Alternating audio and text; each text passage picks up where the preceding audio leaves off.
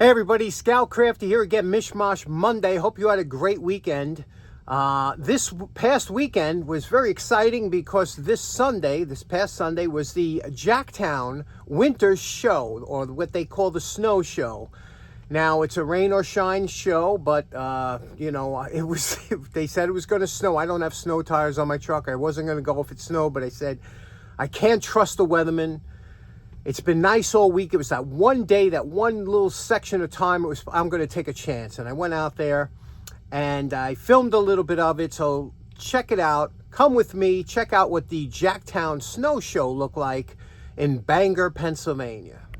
Now, sunrise was about 7:22 in Bangor, and this is about the time I got here. And you could see that it's not snowing. It had snowed before, but it looks pretty good. It's not too cold. I guess it's about 27, 28 degrees Fahrenheit. So let's see. Already people are setting up. Let's get over there and see what's going on.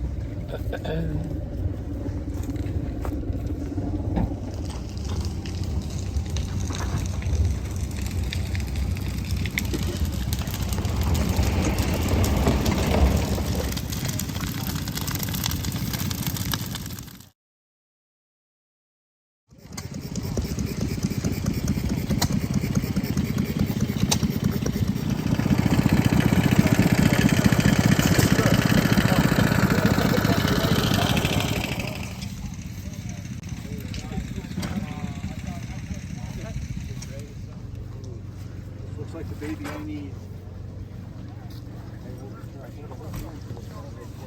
Yeah.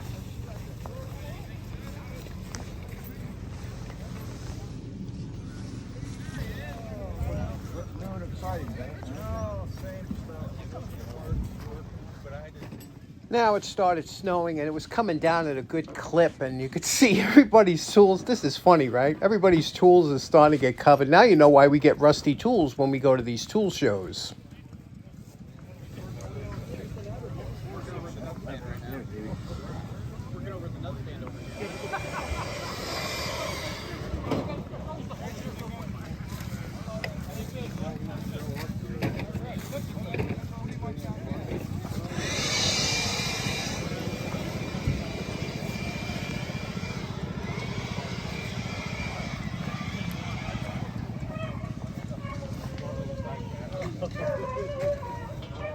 Now, I heard a dog yelping. I said, I hope the dog is okay, because it was the way it was calm. It was this guy having the time of his life.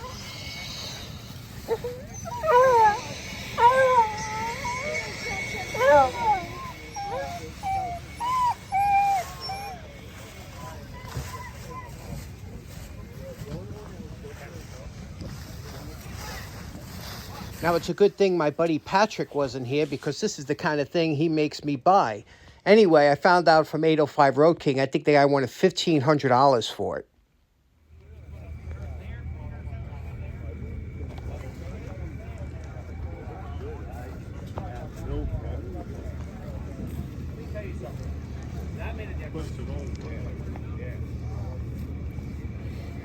Well, Dad, the oil will sell them the market is trouble.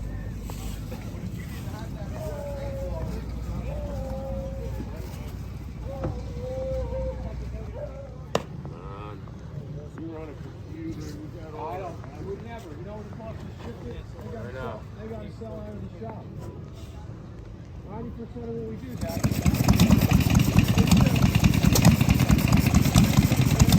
It was here I ran into Colin 583. Go check him out. And of course, our buddy Mike, small engine mechanic.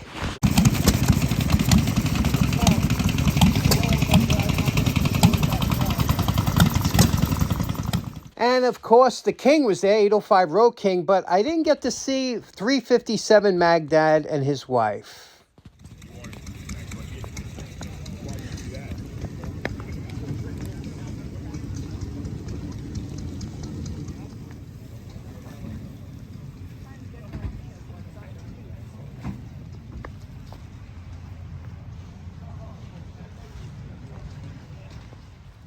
Okay, so there we go.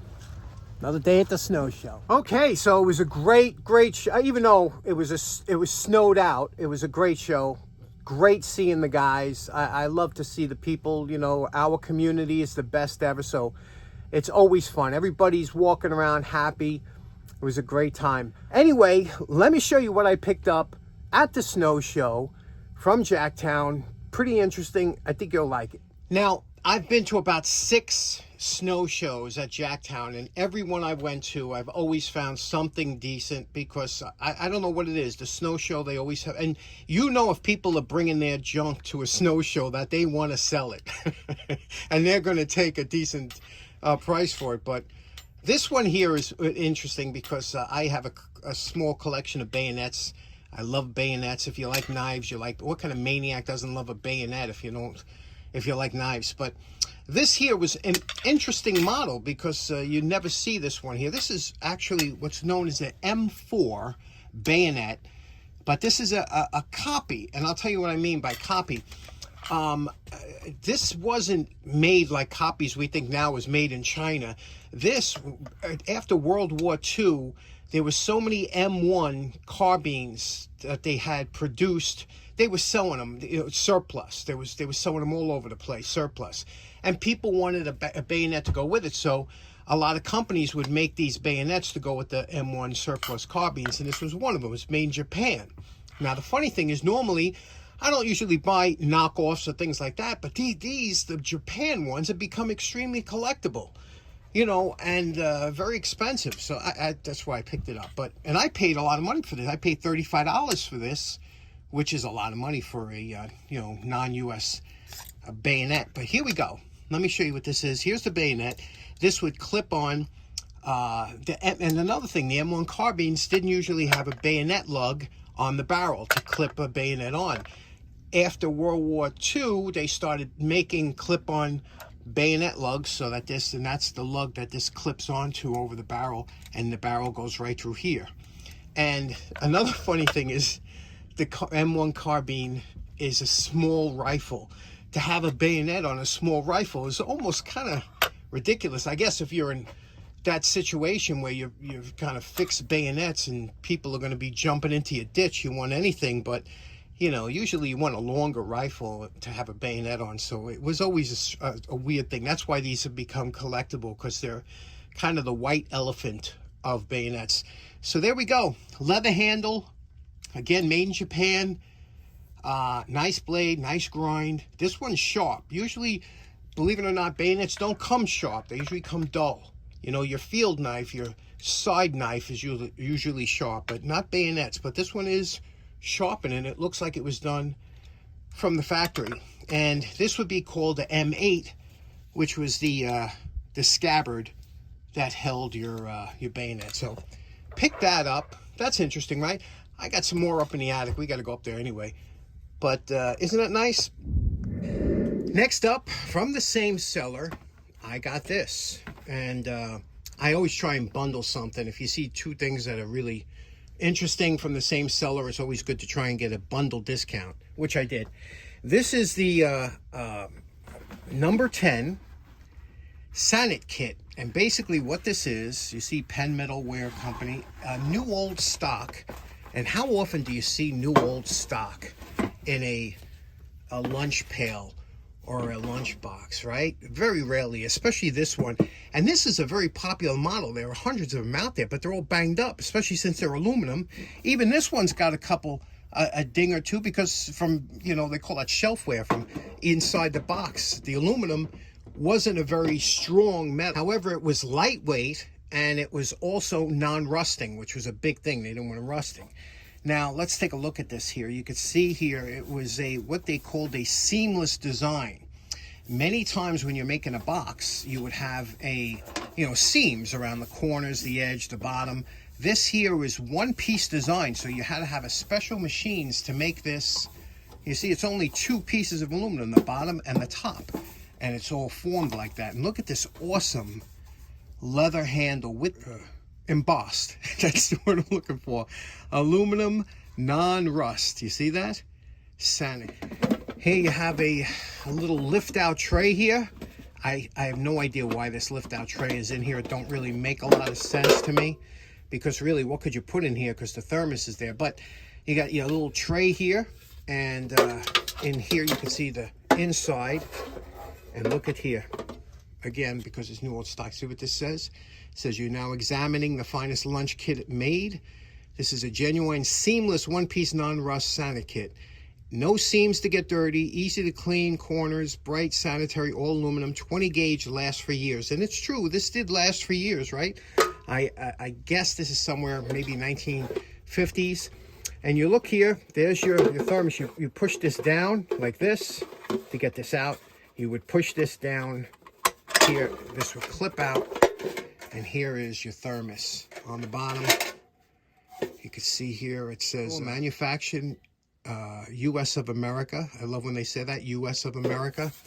And we all know these. This is the cup, and sometimes the older ones had a cork. You ever get one of these with a cork in it? This one here has a nice kind of a, I don't know what that material is, but it's real nice. It's still pliable, never been used. What do you think about, and look how the seal's on here. You put this on and you push it down. Keeps things hot or cold.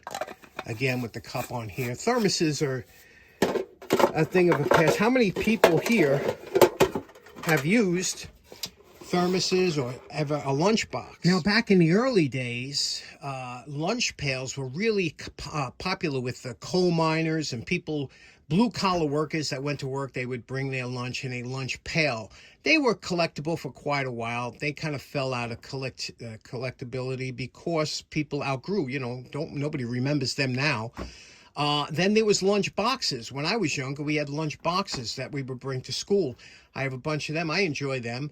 But the market, again, on the collectability of them is dropping down because the newer generation don't remember lunch boxes, or they had plastic lunch boxes, and the newer generation don't collect anything. So the prices have come way down on them. But let me show you a couple. This is a full-size reproduction of Lost in Space lunchbox. Remember, Irwin Allen had that series back in the 60s. There's the Jupiter one back in the day. That was a good series, right? They had a nice, colorful, this was a reproduction, but these are nice. This here is one of my prized lunch boxes, probably my favorite. Evel Knievel. This is probably from the mid-70s, 74 maybe. Look at that. Remember that? The Skyrock. Remember him jumping that canyon with that? Look at the graphics on this, huh? Still nice, still in good shape. They did all sides, and check this out. This one has the thermos. Whenever you find a thermos, it adds a lot of value to the lunchbox. And if you remember right here, it had instructions, things like that. Safety first. Evel Knievel. Okay, we're in the attic. I have lunch boxes and it's Bayonet scat. Here's a lunch kit. This is a military Swiss lunch kit that actually you could cook on. Over here is where I keep the bayonets in that box. And I'll show you another lunch pail over here. This is the one I just bought right there. But see that guy right there? Okay, next up, this belonged to a friend of mine's father. And my friend inherited this, and he's like, you know what, I always loved the screwdriver. And he says, is there anything you could do to just clean up a little bit? You know, it don't have to be perfect. Whenever they say it don't have to be perfect, it puts a kind of a stress on you. There's all kinds of like paint and tars and all kinds, so you don't know what's on here. Obviously, it's yellowed a little bit. This is a good screwdriver, actually. It's a Rosco USA. It's a chrome vanadium. And like I said, it's a good size. This is a really good size to use. And it's got such a beautiful, smooth back that when you put in your hand, it just feels really nice. So I said, sure, we can do something with this. I said, you know, it won't come out perfect. You always have to throw that out there. It won't come out perfect because, you know, and I might lose a little, I don't know. So we're going to try chemicals first. I don't know what this is, this gray. Let's try and see if there's a chemical that'll dissolve that. But you got to be careful because that's paint underneath it. So we'll try and see what we can get that gray off with some kind of chemical, and then we'll go about the rest of it. Shouldn't take more than a couple minutes, hopefully. The first cleaner of choice I always try is WD-40. WD-40 is a fantastic cleaner. And a lot of times, like you see how it's dissolving this tar or whatever it is. And WD-40 is really good for something like that. And it don't do too, of course, lighter fluid is my go-to choice for other things like that you have to worry about the plastic. But WD-40 is good here, and you can see it's dissolving that tar, getting it up, but it's not doing anything to that gray. You see that? I don't know if it's paint, but it's not doing it. So we got to step up to a slightly more toxic chemical to try and hit that gray. Yeah, can you see that? And to dissolve it. And you don't want to go to Lacathin or anything like that, because that'll dissolve that red paint underneath that with the Rosco's. Now I went through a bunch of different chemicals and I can't get anything that'll loosen this, paint thinner, all kinds of stuff. So now what I'm doing is I'm using my single edge razor blade and I'm gently going over, trying to scrape that top level of that gray, whatever it is. You got to be really careful that you don't go too hard or too deep that you scrape off any of the paint below. You know, you're just trying to get that, and sometimes you can get under that gray like I just did there. You see that? Sometimes you can get under it, and because whatever it is, it's a kind of a harder paint. And then just gently drag your blade over it and try and get that up. So let's see if we can do that a little bit more. Okay, we got most of it off there. Now what we're going to do, we did all the paint areas. That's the hard part. Now we're going to take it to the belt sander. We're going to smooth. Remember what the back of this looks like, right? It's got scratches. We're going to smooth this over a little bit. Remember, you only go up on the belt. You just give it a little strokes up, just gently, because you'll burn this. And then we'll take it over and we'll wet sand this. Not here, but all here. We'll wet sand, polish it out, and of course we'll hit this. And the tip is really not bad. We'll just, let me show you the tip real quick. See the tip there? It's kind of thin. We'll just give it a little going over.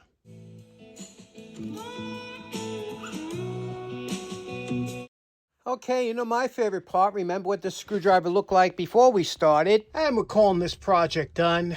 This was just a kind of a cleanup on here. It's funny, the guy that I'm doing this for has never seen any of my videos, so he has no idea what it's going to look like.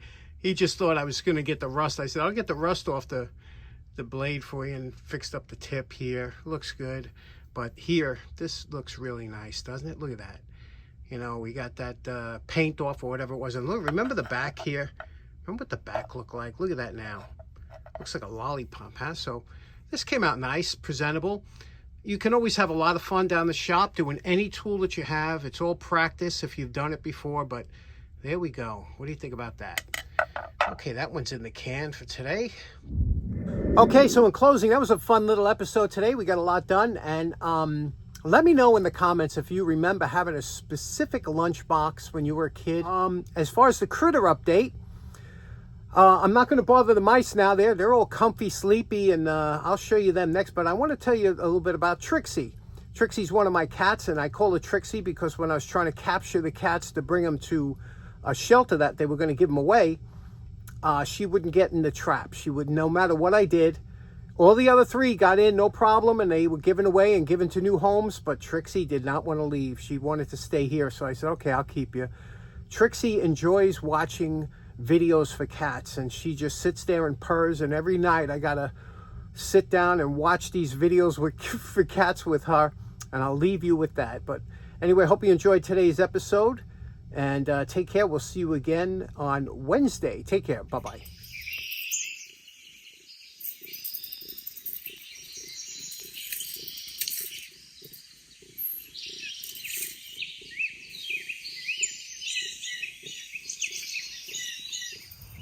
Okay, so there we go. Another day at the snow show.